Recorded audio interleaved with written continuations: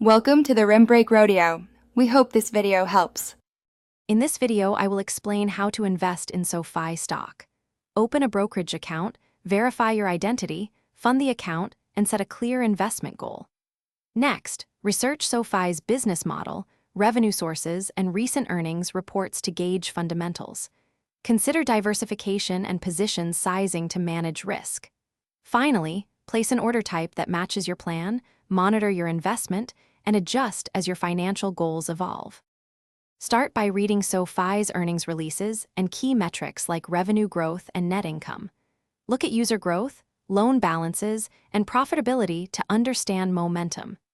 Compare valuation ratios and product offerings versus competitors to spot strengths and weaknesses. Factor macroeconomic conditions that affect lending and interest margins. Use both qualitative context and quantitative metrics before deciding how much to allocate to SoFi within your overall portfolio.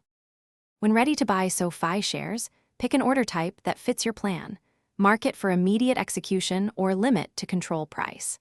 Consider dollar cost averaging if you want to reduce timing risk when entering a volatile stock.